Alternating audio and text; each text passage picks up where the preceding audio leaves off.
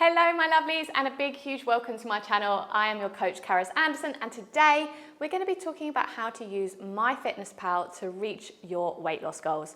So my goal with all my clients and everyone I teach is to use Myfitnesspal as a tool to help you become intuitive and to help you learn about your macronutrients and your calories and how much you actually need to lose weight so that we can eventually put the app down and away. I don't want you logging for the rest of your life, but it is an amazing tool to get you started to make sure that you are within your calorie balance, okay? Calories are just energy and they're stored in food as potential energy. We need them to live, so don't be scared of them. We just need to get the balance right. Here we go. I'm opening up the app. It's this little blue app in the App Store. First of all, when you come on, you want to make sure you go into your settings and to your goals. And if you're working with a coach, maybe me, I don't know. If you're working with a coach, then hopefully they've set you your calories and macros according to their guidance and their program. But otherwise, the app will do it for you according to your activity level and your weight. I tend to think that it sets it quite low on Myfitnesspal, but it's totally up to you.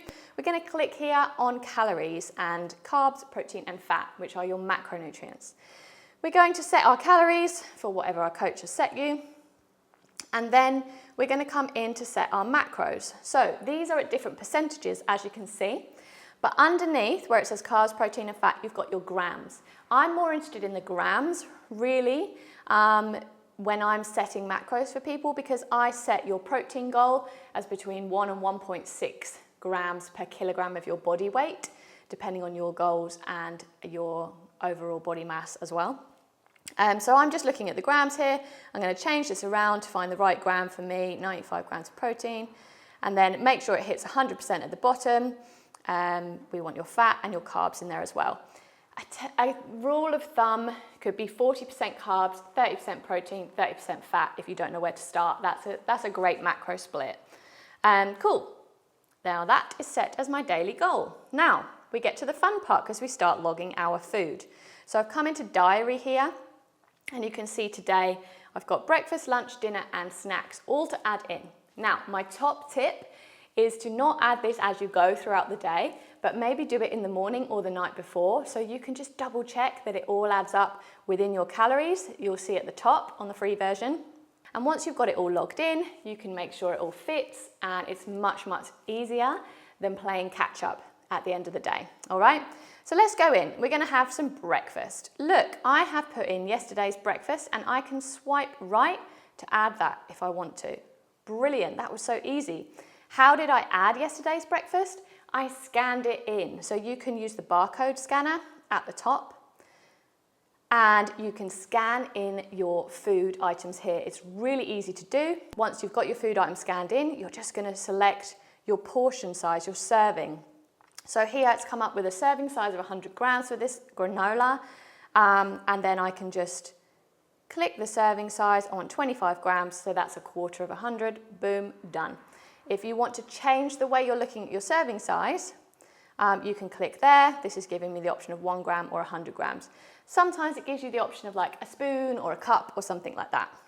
So that's one way that you can add food. Let's add in some lunch. So let's say we're going to have eggs, 2 eggs, okay? So you can see the serving size is 1 egg. Here I've added 2. This is one of my frequently added foods.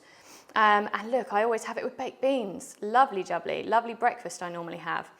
And you can add in your other frequently added foods right here to make it really easy to create a meal. If I'm adding food in for the first time, I can search it up here. So I'm going to say red pepper, raw. Let's see what comes up.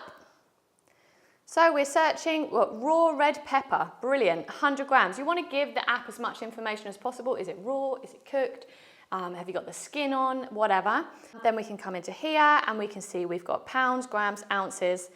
Now, a great tip is if all of this is a bit like crazy and you don't know how many grams are in anything, just chuck a pepper on your scales, see how much it is, and you think, oh, I usually eat quarter of that.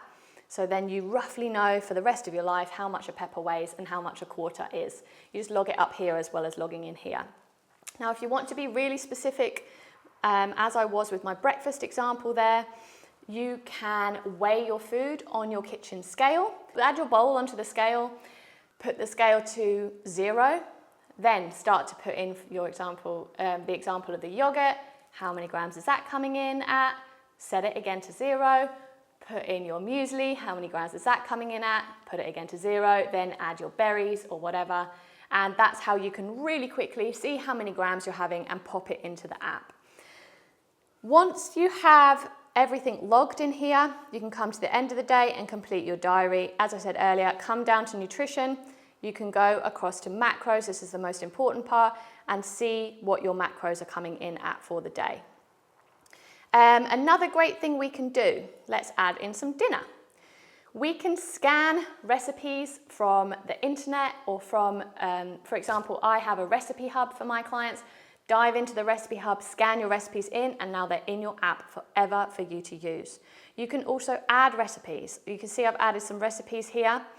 You click the little plus up in the corner and you can either create a recipe. Here we go. You can add it from the web.